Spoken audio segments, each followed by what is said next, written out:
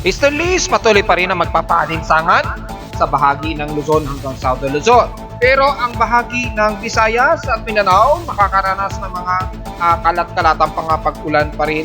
Epekto ng extension ng surface trough na nagpapaulan naman sa buong Southern Mindanao area. Huling bugso ng malakas na amihan, inaasahan this coming weekend o sa susunod na linggo bago mag-transition to dry season.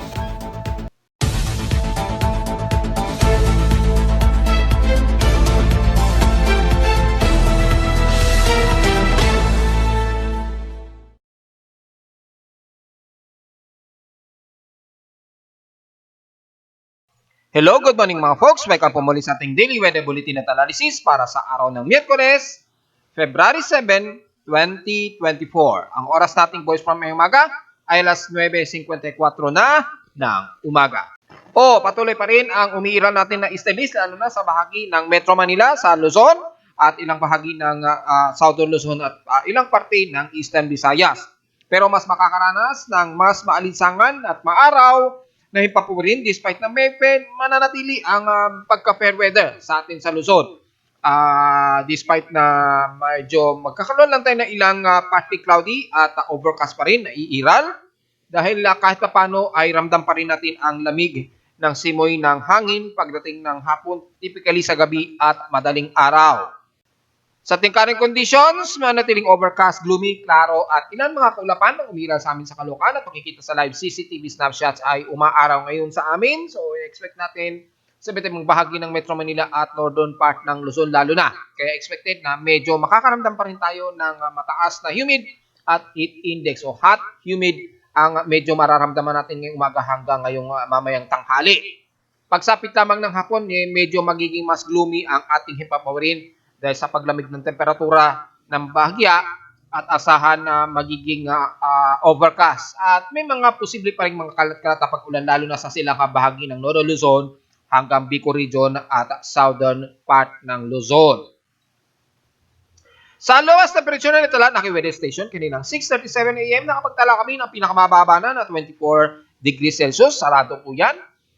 At kahapon nakapagtala kami ng bahagyang maalinsangan na nasa 32.7 degrees Celsius kahapon ito ng hapon na at 2:23 PM. Ibig sabihin lamang bahagya pa rin mataas ang aming heat index sa Caloocan na nasa 40.7 degrees Celsius ang init pandama namin. So, inaasahan na medyo mainit-init talaga. Pero kung itatabi sa records ng iba't ibang weather stations sa Pag-asa, ay wala pong umabot sa danger level sa kanila.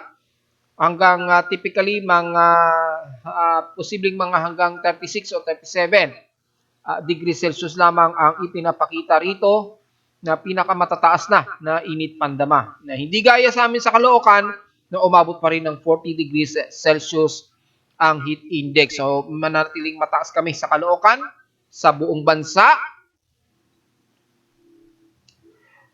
Samantala naman sa ating PH Extremes and past 24 hours, nangunguna pa rin ang dyan sa may Mindoro at San Jose na nasa maximum of 35 degrees Celsius ang highest na temperatura sa kanila. So gaya ng aking report ng mga nakarang araw pa ay nanatiling mataas ang ine-expect na alinsangan sa kaluran pa rin ng bansa kabilang na ang west portions ng Mindanao sa Zamboanga Peninsula lalo na.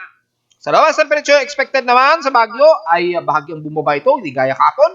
Ngayon ay nasa 14.2 degrees Celsius ang pinakamababang temperatura na sa Baguio City. So kung isasama natin si Benguet, mga approximate mga bandang 13 o 12.5 degrees Celsius ang approximate na pinakamababa na temperatura sa Benguet Zone. Sa Inulan naman, sa Mactan ay nasa 26 mm lamang ang at least mga light to moderate showers lamang ang naitalang pinakamataas na inulan sa bansa.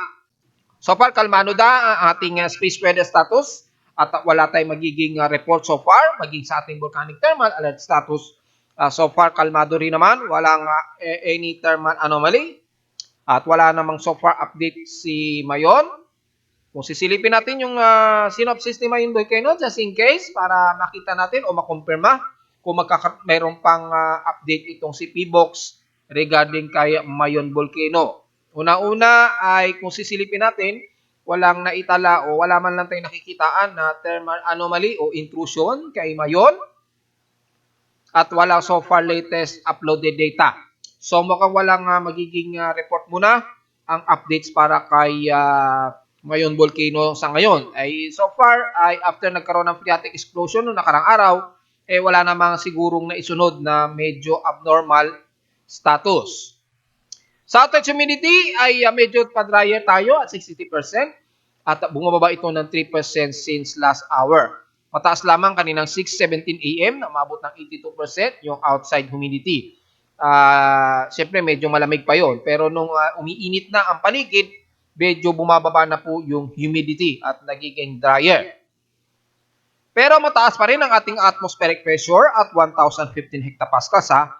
Babagal lamang daw ang pagbaba nito according sa aking barometric monitoring sa aking weather station.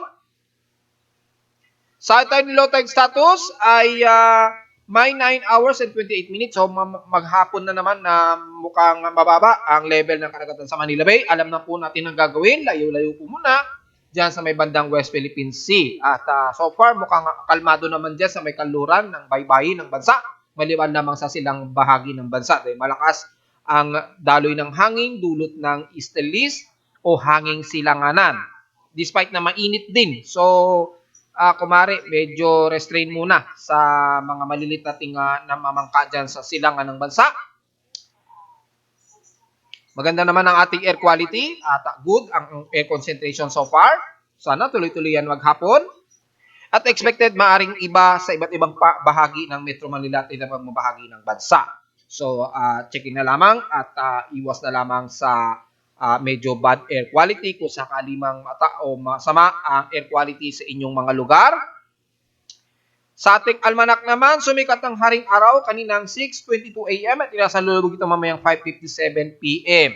At ang ating almost new moon na po, 10% na lamang yung liwanag nito. At waning crescent ay sisikat ito kinabukasan na po ng madaling araw at 4:46 AM. So halos baka bukas ay wala muna tayong magiging report o report sa almanac para sa moonrise and moonset. At lulubog naman ito kinabukasan na po ng hapon at 3:06 PM. So almost new moon na po. Kung titingnan natin sa elevation, ay nasa elevation of 46 degree pa lamang ito. So halos hindi pa siya lumulubog, masyado pa siyang mataas, pero halos hindi na yan makikita dahil masyado ng mababa yung illumination ng buwan. At sa ating local weather outlook para ngayong Miyerkules at Huwebes ay magiging klaro po at fair weather ang kondisyon natin, lalo na dito sa Metro Manila at ilang karatig Luzon. Maliban na lamang sa may bandang Visayas at Mindanao na nakakaranas ng extension ng trough na magkakaroon pa rin ng mga kalat-kalat at ulan dyan. So take note yan mga folks. Bukas, magiging partly cloudy daw ang maghapon. May mga 3% daw na chance ng uulanin. So, typically, isolated ito or light drizzle rain lamang ang posibleng maging forecast bukas ng Huwebes. Pero ngayon, magiging clear ang ating himpapawid daw, maaraw at fairly condition. So, expected ang mataas na humid o hot humid at maalinsangan ang ating aasahan ngayong umaga hanggang tanghali. Highest and lowest temperature expected in forecast in 2 days ay naglalaro sa 31 to 33 degrees Celsius. And lowest temperature expected naman ay nasa 22 to 24 degrees Celsius. Diretso agad sa ating ginagamit sa satellite imaging. Magsisimula muna tayo sa parteng Mindanao dahil sila ang mas nakakaranas ngayon. O since mga nakarang araw pa na mga pag-ulan at inaasahan nga natin, kita natin sa infrared VIR mataas po at makakapal ang kaulapan nito. Dahil pa rin sa extension at lawak ng equatorial trough o near equatorial trough dito na nagpapaulan sa bahagi nga ng Davao Region at Sorsogen, kabilang na ang ilang parte ng Surigao del Norte at karatig ng Southern Visayas area. So sa mga taga Davao Region, lalo na mga taga Compostela Valley, Caraga at bahagi ng Davao Oriental rather, at kabilang na ang Davao del Sur, Davao Occidental rather, ay magiging maulap at asahan po ang mga kalat-kalat na pag-ulan na may ilang pagkilat at pagkulog. Despite na medyo mga light to moderate ang kasalukuyang umiiral sa may bandang Southern Mindanao, hindi pa rin natin naalis na lalapit itong kasunod na wave ng makapal na ulap na nagdadala ng cluster ng heavy rain showers. So watch out na lamang sa taga Southern Mindanao area. So damay na ang buong Davao region po niya na at Caraga area. So probably sa susunod o within 24 o sa susunod na 24 hours, makakaranas pa rin kayo ng mga tuloy-tuloy na clusterized rain showers. So ingat na lamang sa mga potential na babahin just in case kabilang na ang BARMM at Salt Siaden area.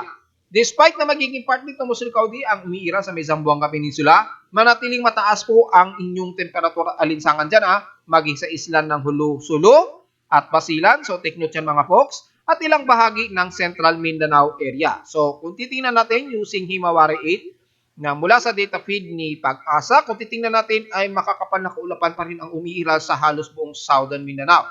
At yung extension ng trough na ito nagpapang-abot nga po sa Northern Mindanao. Kaya asahan na magiging maulap at very gloomy po ang iiral sa buong Ilagan City, Cagayan de Oro, extended na yan ang Ginuog, Butuan, hanggang dyan sa may bandang Cabadbaran City. Ingat sa posibilidad pa rin ng mga localized thunderstorms dahil mataas po ang friction wave ng mainit at malamig na temperatura sa himpapawid na magdudulot ng mga localized thunderstorms. Epekto na rin siguro na mainit na hangin silangan o sterlis na nagpapang-abot sa extension ng ating surface trough mula dito sa may bandang southeast ng Mindanao area.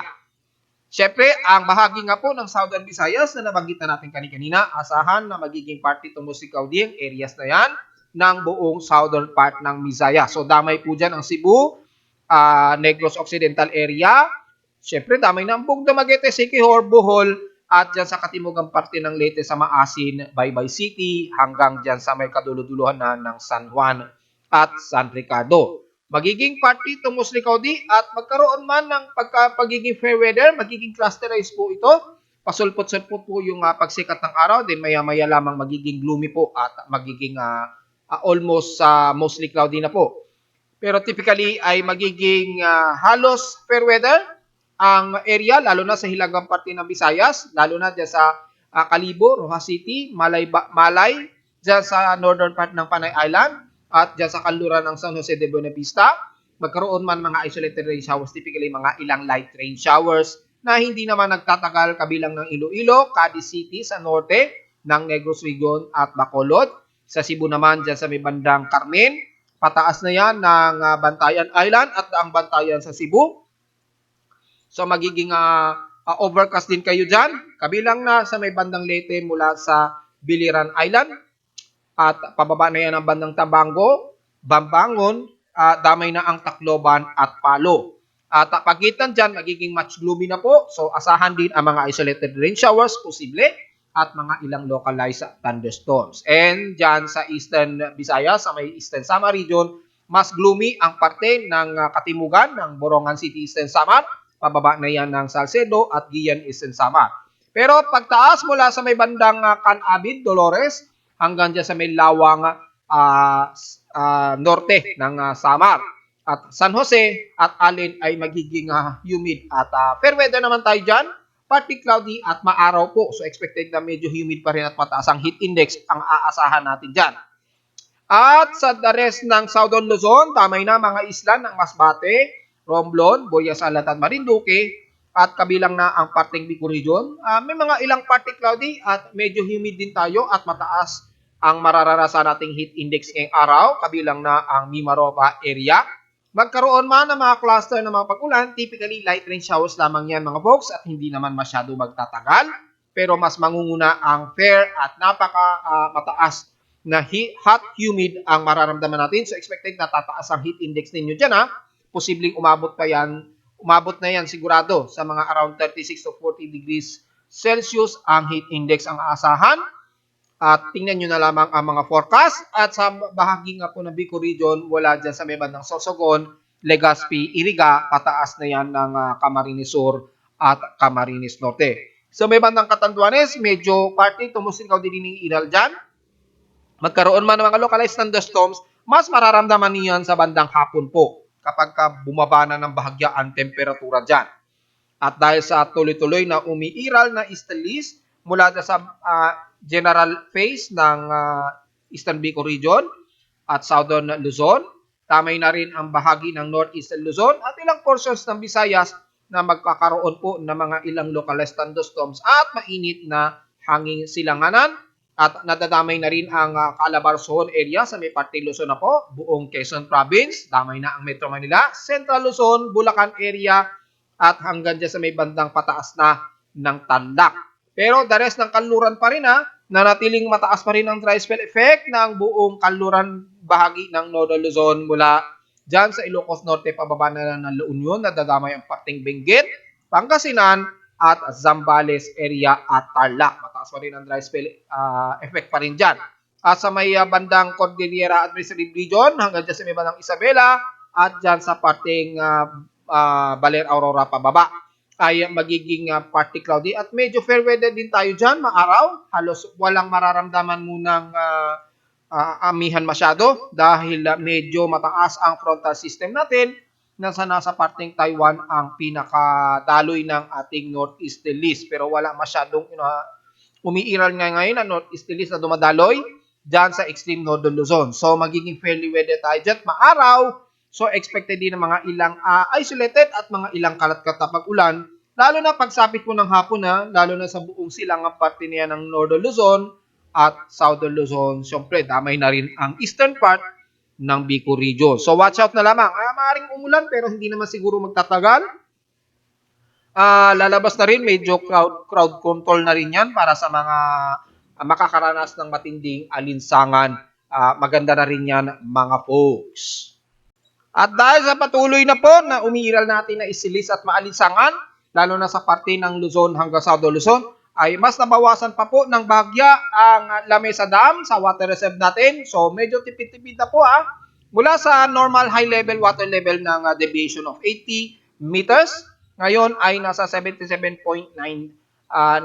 o halos 78 meters na lamang ang level ng Lamesa Dam. So medyo control na po sa paggamit natin ng NAWASA. At maliban dyan ay normal naman at mukhang sapat pa naman ang water level reserves ng Angat at Ipo Dam. And the rest, wala naman tayong magiging problema. Mukhang normal naman ang level at maliban lamang sa Pantabangan ay halos medyo mas mababa na ang water level dyan sa may Pantabangan Dam na nasa 191.83 meters lamang compared sa normal nito na 221 meters. So, take note yan. At medyo kapos-kapos na ang water level sa Pantabangan Dam. So, take note yan. At maging sa may Bangandang Magat Dam ay medyo mababa na rin. So, medyo control din sa paggamit ng tubig. Take note po, umiiral pa rin ang ating El Nino So, malakas ang posibilidad pa rin na makakaroon tayo ng water crisis lalo na pagpasok po ng dry season. So medyo control na po sa paggamit natin ng NAWASA dahil mababa talaga ang mga naging pag-ulan natin lalo na sa bahagi ng kaluran bahagi ng Northern Luzon and the rest ng bandang Central Luzon, kabilang na ang bahagi na rin ng Metro Manila. Samantala, kamustahin naman natin yung computer-generated tropical cyclone sector. Medyo hindi masyado normal ang takbo ng feeding ng data mula sa US Navy. Pero siguro nag-update siguro sila o nagkakaroon ng maintenance. So, medyo patient lamang kung nagkakaroon ng discrepancy sa pagloading ng data. Maaaring nagkakaroon lamang ng preventive maintenance ang naval base sa Hawaii. So, may mga pagkakataon na hindi nakakarating o nagkakaroon ng cutout ng data feed sa atin sa webpage. Pero nagre-restore yan time to time. Kaya konting patience na lamang. Sa ngayon ay normal naman ang data at makikita natin as of 10 o'clock AM ay puro padang Southern Hemisphere ang nakakaranas ng tropical cyclone development, lalo na di sa bandang Northeastern Australia. Ayan may tropical depression invest sila ngayon dyan. Invest to tropical depression at meron namang isa na tropical storm na nasa 11. Nasa halos mid-Pacific. Kung mapapansin ninyo, yung Madden Julian Oscillation, nasa may bandang mid-Pacific na po. Ibig sabihin na po ay mukhang patapos na yung buong cycle. Nakompleto na po ng cycle ng Madden-Julian Oscillation yung ating buong climate mula phase 1 hanggang phase 8. So, bumabalik na naman o magre-reset na naman ng bagong phase at babalik na yan dito sa may bandang Indian Ocean. Well, sa mga hindi nakakalam, yung ano ba yung Madden-Julian Oscillation? Kasi sa mga report natin, hindi natin masyado nababanggit. Ang Madden-Julian naman kasi parang seasonal lang din naman na epekto yan ng klima. Maituturing lamang siya na booster o driver ng mga weather systems natin. Kasi syempre, ang Earth, umiikot yan tuloy-tuloy, di ba? At kada nagpapalit ang season at nagbabago ang klima, nagkakaroon din ng pagbabago sa oscillation natin. At usually, nagsisimula yan sa may bandang Indian zone dito. Yung starting ng Madden-Julian Oscillation. So, yung Madden-Julian Oscillation, yun yung significant na development ng driving ng ating weather systems. At typically, nangyayari yan mga around 20 to 40 days cycle. At within 20 to 40 days cycle ay nagkakaroon ng changes. Halimbawa, from the first phase ay mula yan sa may bandang Indian Ocean. At dito, mas wetter sila. At habang tumatakbo ang phasing unang araw hanggang 40 days ay yung significant na daloy ng wetter at drier portions ay gagalaw yan pa westward, pa ganun, pa kanluran. So time to time nagbabago yan depende sa seasonals o yung pagbabago ng ating klima. At since dahil medyo winter season pa tayo or amihan season pa tayo, typically ay nandito po at patapos pa lang o ending pa lamang ng 8th phase nitong Madden-Julian Oscillation. Kaya makikita ninyo, mas madalas na wetter ang area dito sa may bandang Australia zone o South Mid-Pacific. Kaya yung mga typically na development ng mga tropical cyclones sa Southern Hemisphere, makikita ninyo mas marami dito sa may bandang Mid-Pacific. Dahil yung wetter part, pero patapos na kasi siya, ay mas madalas dito na nabubuo. Kasi yung mas wetter area ay sa may bandang Australia na. Yan. Kahit tingnan niyo sa website ng NOAA, makikita ninyo yung mas wetter regions ay niya sa may bandang area na yan. At yung Madden-Julian Oscillation, mas mataas na rito sa bahagi na ito. Since nakatapos na siya ng phase 8 at mag-reset na uli siya ng bagong cycle ng phase 1 at manggagaling na naman yan dito sa may bandang Indian Ocean. At once nagbago ang ating klima, papasok ang ating dry season, yung oscillation niya sa may Indian Ocean ay mas kakaunti muna yung development, medyo mas manipis. So, yun ang ibig sabihin nun, yung driver yan ng ating weather systems. Typically, habang umiikot ang ating mundo, nagkakaroon ng phase cycle, yung Madden-Julian Oscillation na magdadala po ng mas malamig at mas drier at mas maulan naman na bahagi ng area kung saan gumagalaw siya pakanluran sa loob ng around 20 to 40 days. Yun yung pinaka-approximate time ng analysis ko. Ganun po yun, gumagalaw yan. At paikot-ikot lamang yan. At nagkakaroon ng cycle to cycle yung daloy ng weather systems. Ngayon, depende yan sa may mga factors kasi na depende yan sa magiging seasonal climate ng isang area, lalo na like sa ating Pacific, sa Western Pacific. Halimbawa, dry season tayo. Yung daloy ng wet zone, dulot ng Madden-Julian Oscillation, mas mababa. Mas mababa na dadaan sa atin. Pagdaan sa atin sa may Westpac, manipis lamang siya.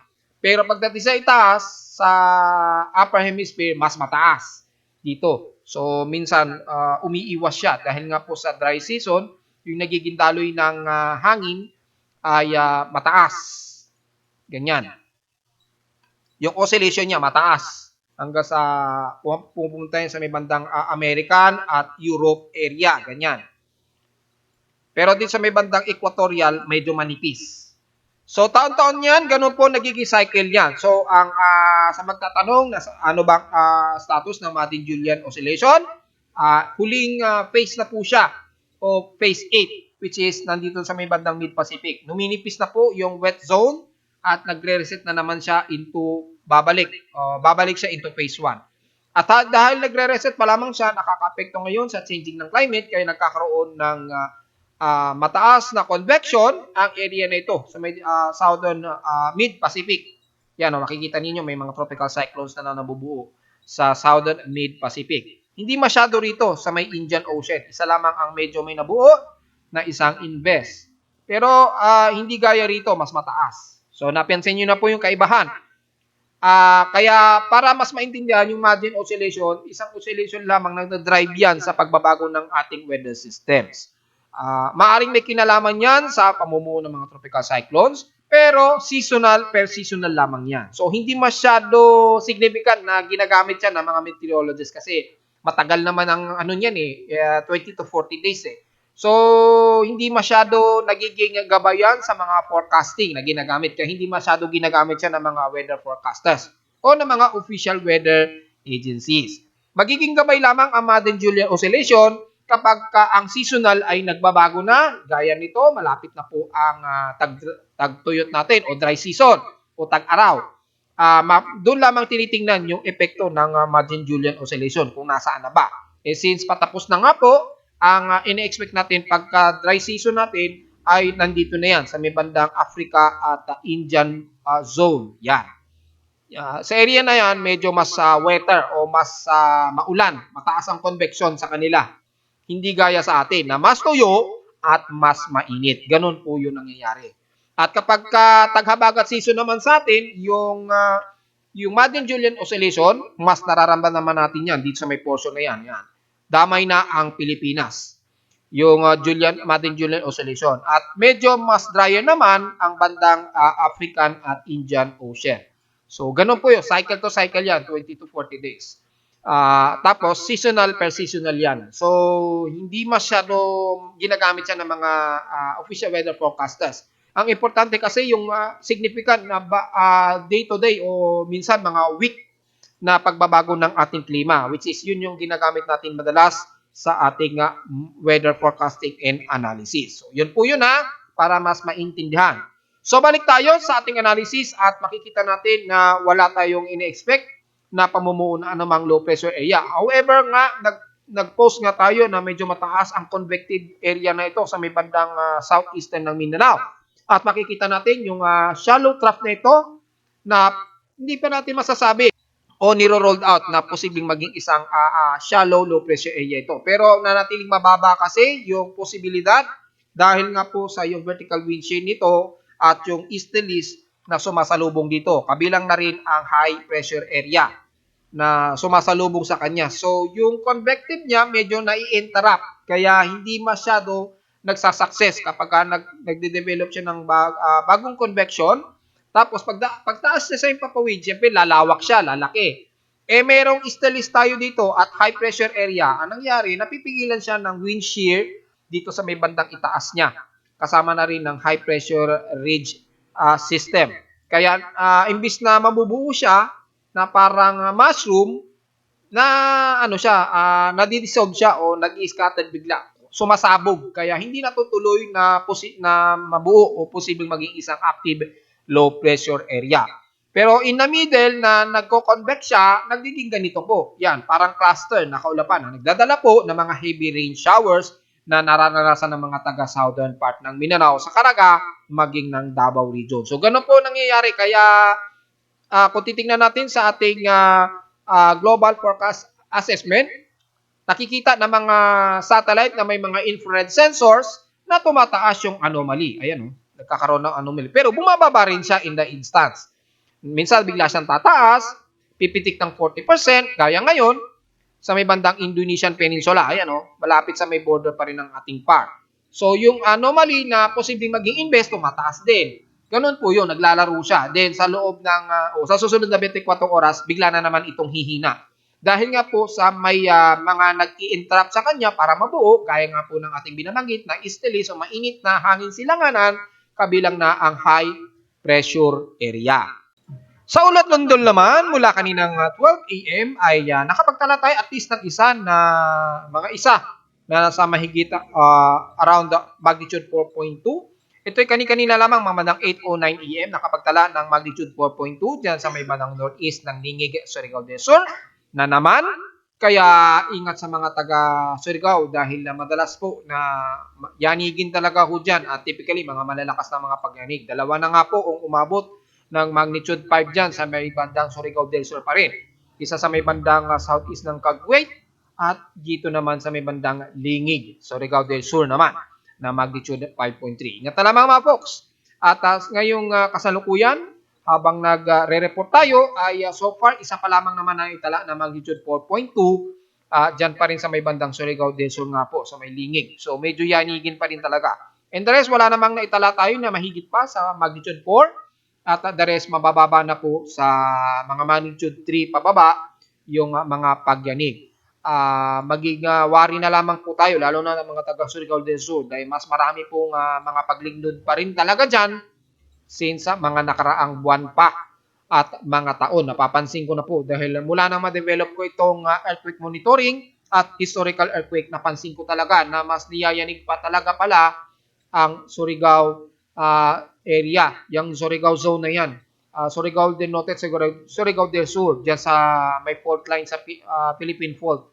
Talagang yanigin talaga dyan mga folks. At narito naman ating 3D weather forecast para sa araw ng Miyerkules, February 7, 2024.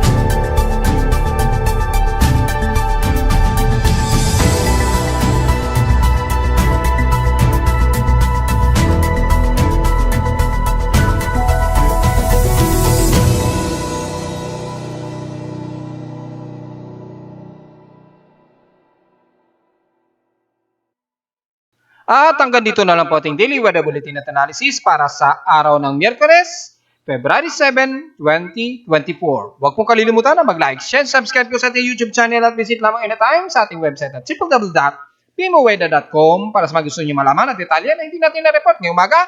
At makikita lamang sa aking dashboard at mula sa mga data feeds mula sa real-time, mula update sa aking weather station sa Caloocan at sa data feeds mula sa iba't ibang mga weather agencies. Maraming salamat po mga folks at magandang araw po sa ating lahat.